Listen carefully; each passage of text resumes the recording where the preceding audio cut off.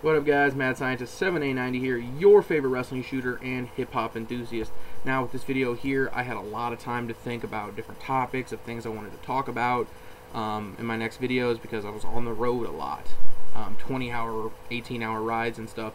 So this topic kept popping up in my head with the lack of star power right now in WWE, with them bringing in guys like The Rock and bringing in guys like Brock Lesnar to boost ratings and pay-per-view buys and so forth. You know, I wanted to make a list of the top 10 guys I thought WWE dropped the ball with. I also did a 5 honorable mention. Not going to really say much about them. There is a reason I picked those 5. I won't explain. It would take me way too long to do all that. But you'll get kind of the gist of where I'm going to go with some of these picks with the 5 I'm going to say here. So, right here, top 10 guys that WWE dropped the ball with. I pretty much kept it in from the 2000 range to 2009 range. Didn't go back into the 90s or anything, so just think about that while I'm doing this. Alright, honorable mentions here. Got to go with Carlito, Rene Dupree, Muhammad Hassan, Mike Awesome, and Test. There's a reason, like I said, why I picked these guys, whether it be repackaging of gimmicks, right time, wrong place, you know, whether it be backstage politics, you know, something like that happened and they weren't able to get to the main event or get, you know, their shine. So that's those 5 right there. Number 10, we're going to jump on here, is number 10, I got Bobby Lashley. Now, the reason I have him number 10, and the reason he's number 10, is he did gain a bit of success with what he was doing. But what happened, I think, with what WWE did here is they thought they were going to bring this guy in just like Brock Lesnar. They were going to have him just have his real name, pretty much not have much of a gimmick. His whole gimmick is just he was just a good, just badass wrestler. He was just big and shit, and that's all he was. He didn't talk that much. He wasn't a very good talker, and I think they could have molded him into something special if they really came up with a gimmick for him, worked with him, did something. You know, they kind of just threw stuff at him and, you know, let him have the ECW title. And you know, I knew he had a legion of fans, people who liked him, but and I'm not gonna lie, I liked him. I wasn't a huge fan when I was younger, but I think if they would have given Bobby Lashley a gimmick and they could have found a way to keep him, we could be looking at Bobby Lashley instead of maybe John Cena, you know, is the main guy right now. Who knows? That's just a thought. But I put him number 10 as a guy they dropped the ball with. Like I said, they could have signed him, gave him a new gimmick, worked with him, or, you know, something along those lines. Next here, number 9, I got Kaval, or most people also know him as Low-Key Cincy as well. You know, if guys like Dan Bryan and CM Punk can get over with the crowd, why can't Kaval? You know, I know a lot of his issues with WWE were politics, backstage this, backstage that, and, you know, Daniel Bryan's pretty much right around the same size as Kaval. Why can't he get over and be a world champion? Is it because the fans didn't want to get behind him, you know, or the gimmick wasn't good? I don't think it was that. He won NXT, and everyone knew he was going to win NXT. Everyone knew Dan Bryan was going to win the first season of NXT, but they kind of threw a curveball at you. So that's just how that went. But I think Kaval could have stuck around and could have been, even with his size, a main eventer. Because if Dan Bryan, CM Punk, and those guys can get over and do the stuff that they're doing, Kaval is one of those workers like, you know, Kofi and Evan Bourne, who can do phenomenal things that other guys can't. And in the main event, and we know he can put on 25, 30-minute matches and go out there and just the matches just be golden. So I don't really think there was much repackaging. I just don't think the politics backstage really worked well with Low-Key, and it's been that way a lot of places with him. So he kind of screwed himself, but I think WWE should have tried to work something out and tried to make this guy somehow a star, because he's an amazing worker and he does things a lot of people can't do. So that's why I got him number 9. Number 8, interesting one here. Going back, thinking about my childhood as a fan, guys I always thought should be facing for world titles and such, never did. And now I got number 8, I got X-Pac, or Six-Pac, or Sean Waltman, whatever you want to say, 1, 2, 3 Kid. I always, when they did DX 2.0, when I was really hot into wrestling, when Triple H was the leader and they had New Age Outlaws and X-Pac. Of that group, my favorite guy was X-Pac. I always liked X-Pac. I always wanted to see him in face main event guys. I always wanted to see him win a world title. He never did. If guys like Chris Jericho, who were, same size as him, and Benoit and Eddie Guerrero, were doing it, why couldn't he do it? Maybe it was drug issues. Maybe it was politics as well. I think his gimmick was good. I think he could have just been Pac. I know that's taken now, but back then he could have just not been X-Pac when DX kind of went under. He could have just been Pac. That would have been kind of cool.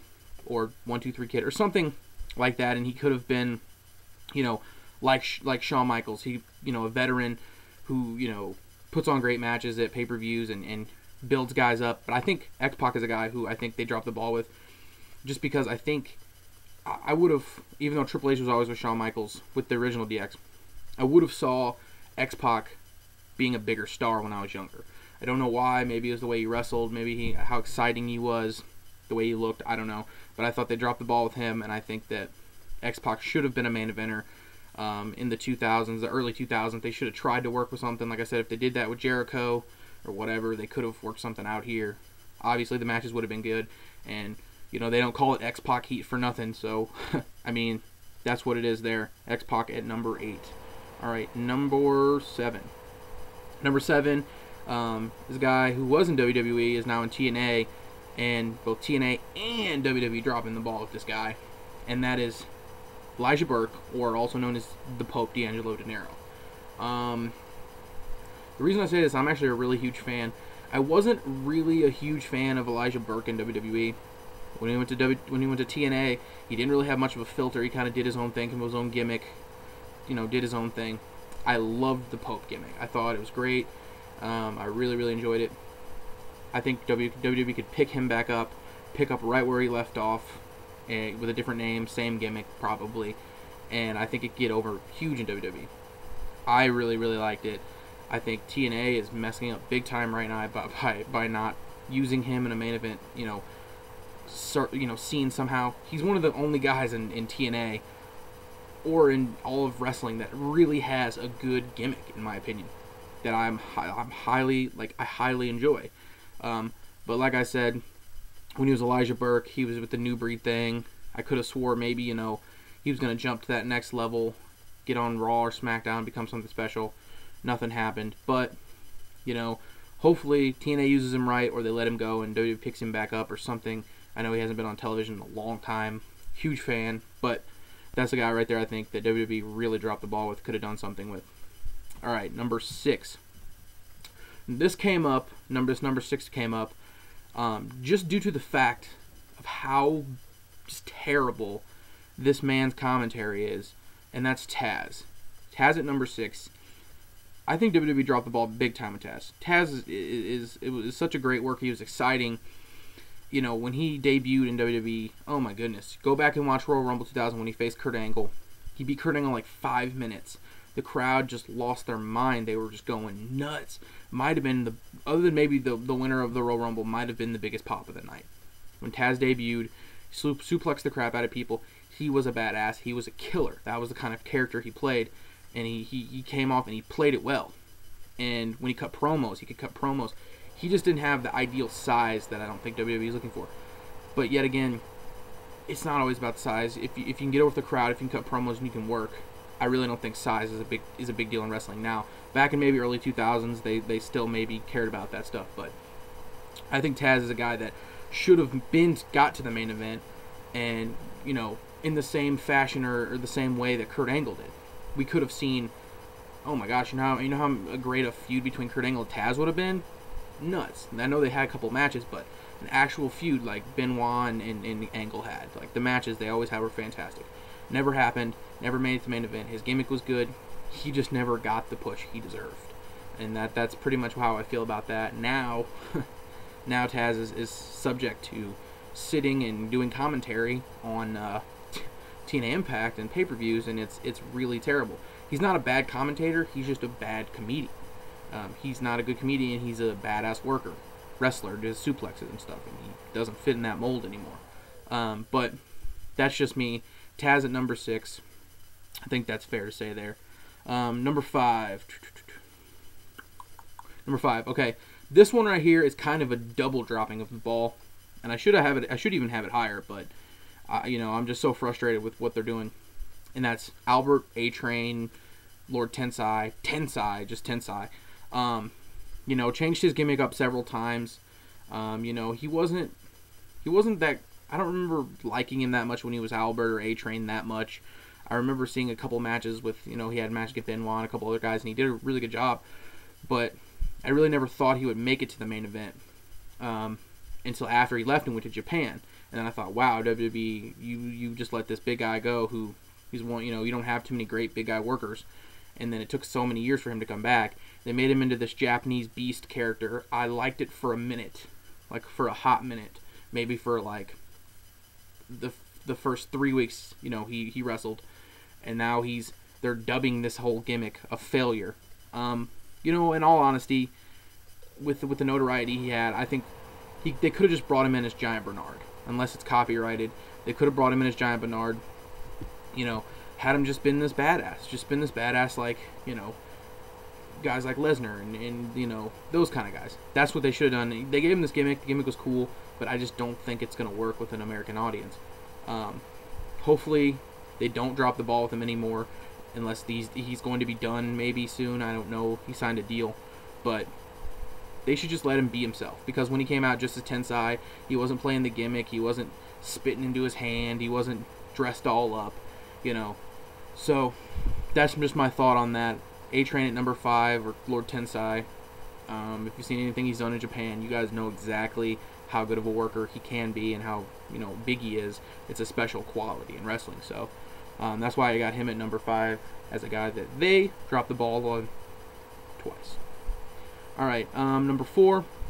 Number 4, I got Montel Vontavious Porter, or now, as it's copyrighted, he's just MVP in Japan.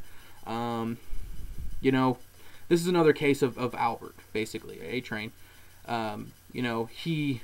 There were spots where you could see MVP making that main event jump, facing guys maybe with Orton or Cena, or once they changed him to a face. I think him being a heel makes the most sense. MVPs in sports, a lot of times, like the LeBron Jameses and those guys, are always considered heels. People, they have a legion of fans, but they always have people who hate them because of how good they are. I think they should have never turned him face. That's just my opinion. But maybe eventually turned him face. But I think the problem is he left and went to Japan. Now he's doing great things over there. Wrestling better than he was in WWE. Obviously, when you go to Japan, they care more about the wrestling aspect. But that's just that. I think MVP could have been a main eventer in WWE by now, and should be a main eventer. And if he comes back, I think he could step right in there and be a main eventer in WWE. Hopefully we do see that. I'm a huge fan of MVP. I watch a lot of his stuff from Japan, so that's my thought on that. Number 3, this guy right here has like one of the most loyal fan bases out there on the internet, and that's John Morrison. I guess WWE figured John Morrison didn't have enough charisma or personality to cut promos. If you went and watched any of the dirt sheet stuff him and Miz did, he was every bit as entertaining as the Miz. He was great. I loved John Morrison as the dirt sheet, and I loved him as a tag team. If you were to ask me which one I thought was going to break out first, I would have said John Morrison. And I still think, since he left, I still think if he comes back, I think it's possible, because sometimes your gimmick is basically your ring attributes, is what you can do in the ring. Sin Cara, his gimmick, I know he's a mask and this and that, but his gimmick is Lucha Libre, flying around doing crazy moves nobody else can do. Same thing with Morrison. Morrison does the parkour stuff and moves nobody else can do, and he wows the crowd with his wrestling, not with his promos. So I think fans still want to see John Morrison. I think he's a guy that should be a main eventer right now. Should be a main eventer right now. And I think when he did his ECW run in like 2007 or whatever, I loved his ECW run when he was champion. He cut more promos than he'd ever done. He played off the heel well, and when he did the dirt sheet stuff with the Miz, he was fantastic. It's just when they put him in that situation where he's a face, and I think everyone, in some of these guys, a lot of these guys, I think in most situations, it's easier to get over as a heel than it is a face, I think.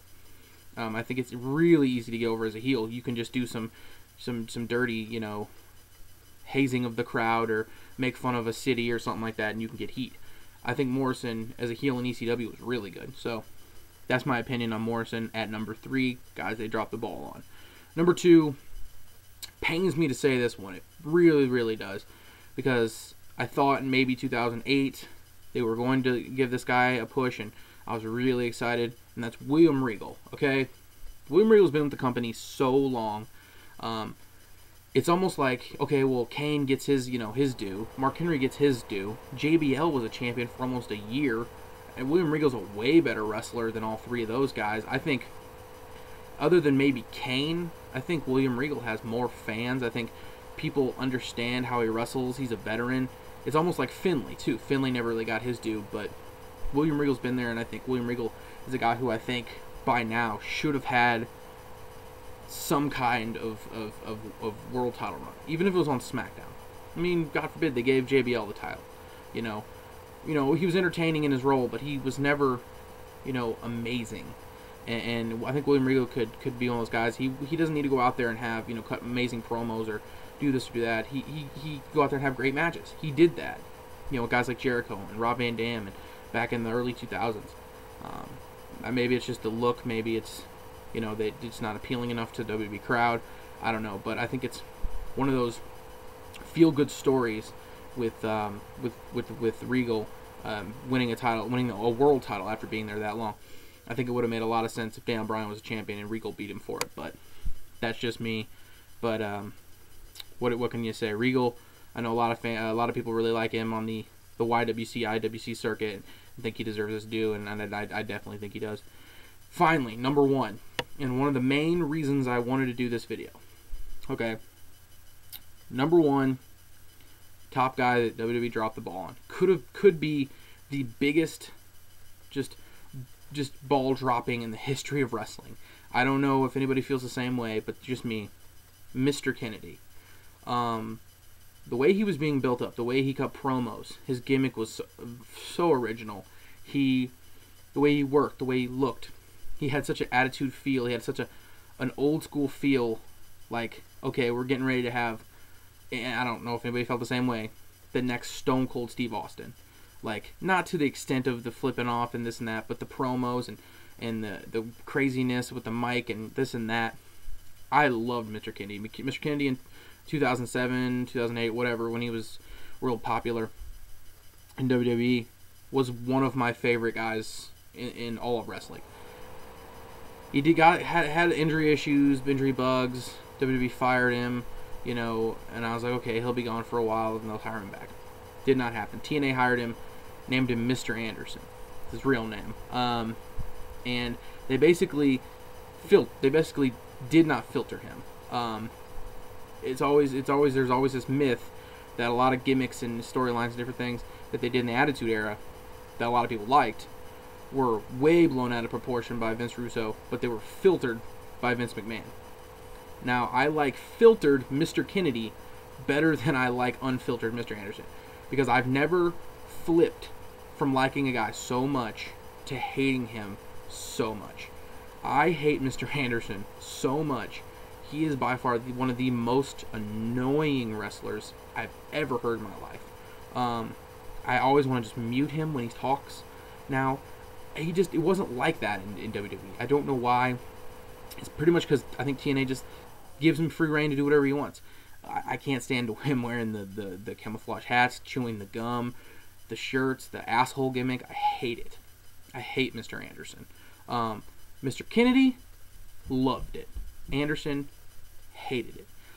So this is a guy I think that if WWE could have picked back up and maybe, if Kennedy wouldn't have burned his bridges and this and that, could have been one of the biggest stars in wrestling right now in WWE with the way his character and the way his gimmick was going. He had the it factor, which a lot of people say in wrestling, and then he went to TNA and kind of just shit all over the place.